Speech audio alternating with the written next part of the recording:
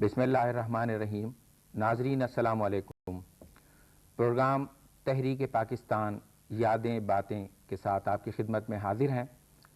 ناظرین، اس پروگرام میں آپ ایسے محترم شخصیات سے ملاقات کرتے ہیں جنہوں نے تحریک پاکستان میں حصہ لیا، کوئی اہم کردار ادا کیا اور اس تحریک کو اپنی آنکھوں سے دیکھا. ناظرین، آج جس شخصیت کو ہم نے یہاں دعوت دی ہے ان کا نام ہے جناب کرنل نور الہی ملک صاحب. آپ کو آپ کی خدمات کے صلے میں تحریک پاکستان گولڈ میڈل سے نوازا گیا ہے. کرنل صاحب، میں آپ کو خوش آمدید کہتا ہوں. شکریہ آپ کا، آپ تشریف لائے ہیں. اپنی گفتگو کا آغاز ہم اس بات سے کریں گے کہ آپ ہمارے ناظرین کو یہ بتائیں کہ جن دنوں میں تحریک پاکستان چل رہی تھی تو آپ اس وقت کیا کرتے تھے اور آپ نے کس حیثیت سے اس تحریک میں کوئی کنٹریبیوشن کیا؟ شکریہ جی. بسم اللہ الرحمن الرحیم. عرض یہ ہے کہ 1945 میں میں F S C first year pre engineering کا اسٹوڈنٹ تھا اسلامیہ کالج پشاور. یعنی بطور طالب علم آپ کا کنٹریبیوشن رہا تحریک پاکستان. جی. اور 1945 اور 46 ایک بہت ہی کروشل سال تھے. کیوں کہ ان دسمبر 1945 میں سینٹرل اسمبلی کے الیکشن ہونے تھے اور پھر فروری 1946 میں پروونشل اسمبلیز کے تھرو آؤٹ انڈیا الیکشن تھے. اس لحاظ سے ان کی بڑی پہلے آپ جو 45 کے الیکشن تھے ان کے حوالے سے ہمیں بتائیں. تو اس سلسلے میں یہ ہے کہ میں میرے باقی رفقا وہاں اسلامیہ کالج کے ہم اسٹوڈنٹ، وہاں پہ ہم نے مسلم لیگ کا ایک ذیلی ادارہ تھا اسٹوڈنٹس کا جس کا نام سرحد مسلم اسٹوڈنٹ فیڈریشن. تو ہم اس وقت بڑی ہمیں اپنے مسلم لیگ کے لیڈر قائد اعظم کی طرف سے یہ تھا پیغام کہ اسٹوڈنٹس اس جد و جہاد میں ہر اول دستے کی طرح کام کریں تاکہ کانگریس اور انگریزوں پہ یہ ثابت ہو جائے کہ مسلم لیگ جو ہے مسلمانوں کی واحد نمائندہ جماعت ہے. چنانچہ اس سلسلے میں ہم نے اسٹڈیز کو ایک طرف کیا اور ہم گروپ کی صورت میں مختلف دیہاتوں میں مختلف تحصیلوں میں پھرتے رہے تاکہ یعنی صوبہ سرحد میں آپ صوبہ سرحد اس مہم میں الیکشن کیمپین میں آپ نے بھرپور حصہ لیا. اور اللہ کے کرم سے جب الیکشن کے رزلٹ نکلے تو اس میں مسلم لیگ کی بھاری اکثریت سے کامیابی ہوئی اور انگریز اور ہندو دونوں پہ ثابت ہو گیا کہ مسلمان جو ہے وہ مسلم لیگ کے ساتھ ہے. اس کے بعد فیبروری 1946 میں پروونشل اسمبلیز کے الیکشن ہوئے.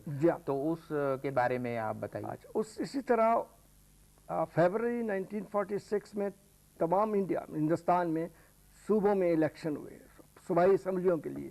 تو اس میں بھی ہم لوگوں نے مختلف دیہاتوں میں فرنٹیئر کے شہروں میں جا کر لوگوں سے یہ ریکویسٹ کی کہ مسلم لیگ کے حق میں ووٹ دیں، ان کے نمائندے کو کامیاب کریں. اور اسی جد و جہد میں ہمیں کوئی بھوک اور یہ کسی چیز کی نہ ہمارے پاس کوئی پیسے ہوتے تھے، نہ کوئی ملا کھانا کھا لیا، نہ ملا، لیکن رات دن ایک جنون تھا کہ مسلم لیگ کی کامیابی ہو.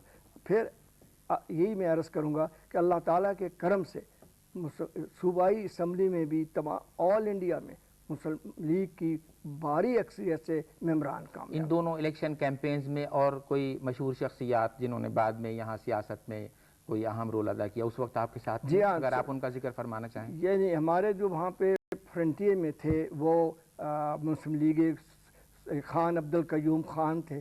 ابتباد سے جلال الدین جلال بابا کہتے تھے، پیر مانکی شریف اور اس قسم کے بہت معزز حضرات تھے جو کہ ہمیں سپورٹ کرتے، ہمارے دیکھ بھال کرتے تھے اور ہم ان کے فرمان کے مطابق یہ مسلم لیگ کے لیے قائد اعظم کے حکم کے مطابق کام کرتے تھے.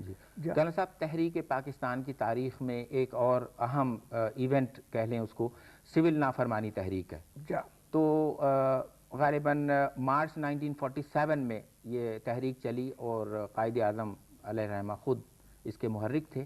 تو اس کے حوالے سے آپ بتائیں گے کہ آپ نے اس میں کوئی رول ادا کیا اس تحریک میں؟ جی ہاں، اس میں یہ تھا کہ میں تھوڑا سا آپ سے یہ عرض کروں بیک گراؤنڈ اس کا کہ 47 میں فرنٹیئر میں کانگریس کی حکومت تھی اور ان کے وزیر اعلیٰ ڈاکٹر خان صاحب تھے جو خان عبدالغفار خان کے چھوٹے بھائی تھے.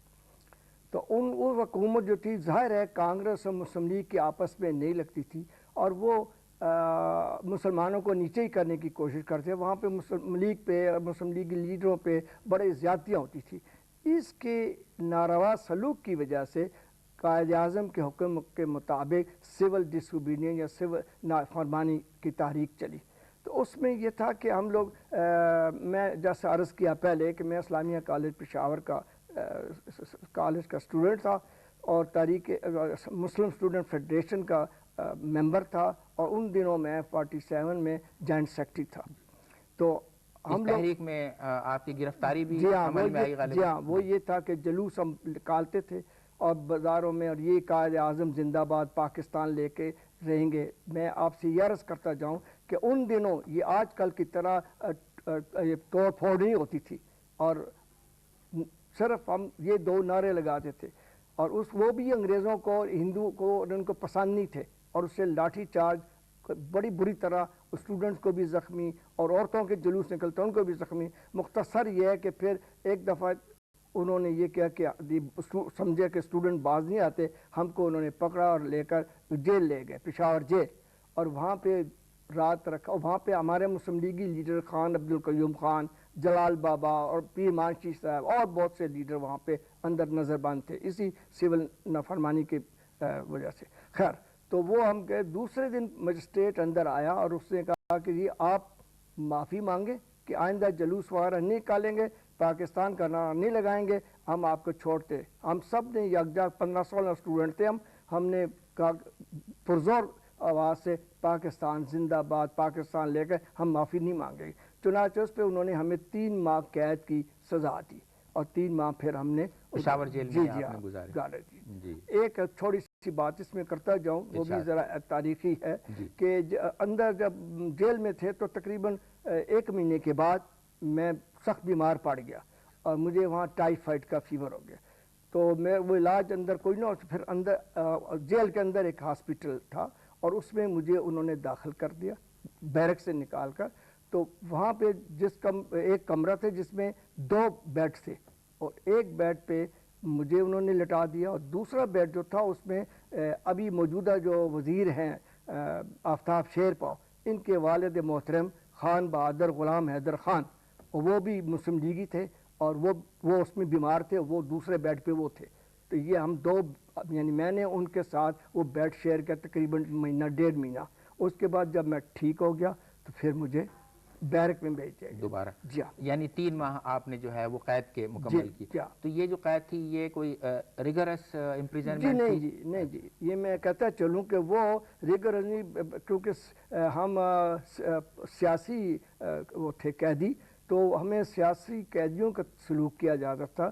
ہمیں کوئی سختی نہیں, کچھ نہیں, ہم بس صرف یہ ہم بند تھے اندر بیرک میں یا بعد میں باہر نکل کر کچھ دیر کھیلنے کے والی بال یا اس قسم کی چیز اور پھر اندر, یہ تھا, کوئی سختی نہیں تھی.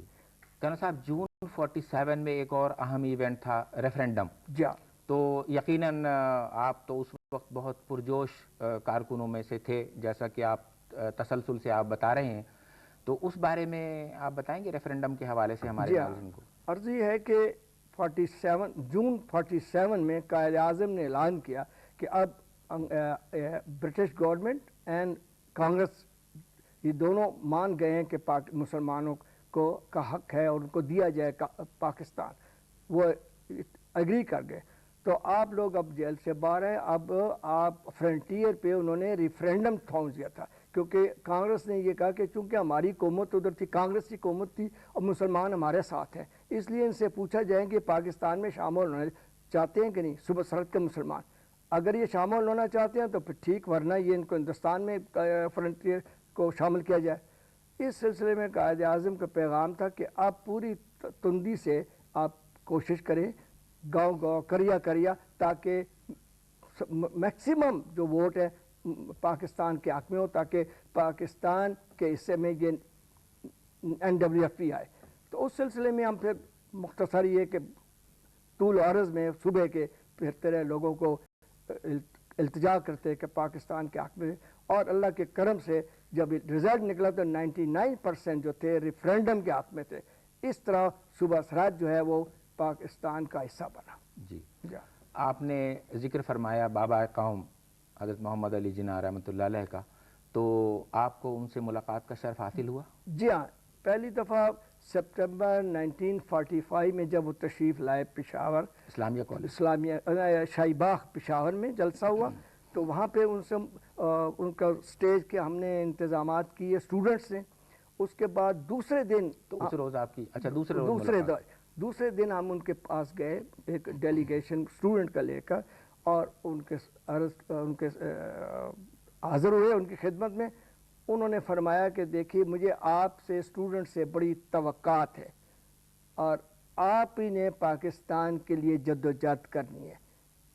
آپ پوری لگن سے پاکستان کے لیے کوشش کریں. اس وقت میں ساتھ ایک ان کی تصویر لے گیا تھا، اس پہ میں نے ان کے پیش کی کہ آٹوگراف کے لیے. تو انہوں نے میری طرف دیکھا، مسکرائے اور چپکے سے سائن کر دیا. وہ تصویر ابھی تک میرے پاس ان کی یاد ہے. جب میں وہ دیکھتا ہوں تو مجھے وہ لمحہ یاد آ جاتا ہے کہ وہ کتنی شفقت بڑا ان کا چہرہ تھا. کرنل صاحب، قائد اعظم کے علاوہ اور کن کن شخصیات سے آپ کی ملاقات ہوئی تحریک پاکستان؟ عرض کروں کہ پھر دوسری دفعہ وہ تشریف لائے 12 اپریل 1948 پشاور. اس وقت وہ اسلامیہ کالج میں جلسے میں تشریف لائے، وہاں جلسہ ہوا. پہلی دفعہ میں نے عرض کیا وہ پشاور شاہی باغ میں ہوا تھا. اب 12 اپریل 1948 کو اسلامیہ کالج پشاور میں ہوا، تو وہاں پھر اسی طرح ان سے ملاقات ہوئی. انہوں نے فرمایا اسٹوڈنٹس کو الگ کر کے کہ دیکھیے اب پاکستان بن چکا ہے، اب آپ پوری توجہ جو ہے پاکستان کی اپنی تعلیم کی طرف دیں. پاکستان کو اچھے ایڈمنسٹریٹرز کی ضرورت ہے، اچھے انجینئرز کی ضرورت ہے، اچھے ڈاکٹرز کی ضرورت ہے. اب پالیٹکس میں آپ کا تعلق نہیں، اب پوری جدوجہد کریں کہ پاکستان کی جو بنیادیں ہیں ان کی مضبوطی کے لیے آپ تعلیم کی طرف جائیں. جی، بہت شکریہ کرنل صاحب. ناظرین، پروگرام تحریک پاکستان یادیں باتیں میں آپ نے آج کرنل نور الہی ملک سے گفتگو سنی. انہوں نے تحریک پاکستان کے دوران ایک طالب علم کی حیثیت سے صوبہ سرحد میں انتہائی سرگرم کردار ادا کیا. کرنل صاحب، ہم بہت آپ کے مشکور ہیں کہ آپ تشریف لائے اور آپ نے ہمارے پروگرام میں حصہ لیا. بہت شکریہ. ناظرین، اس کے ساتھ ہی آپ سے اجازت چاہتے ہیں. اللہ حافظ.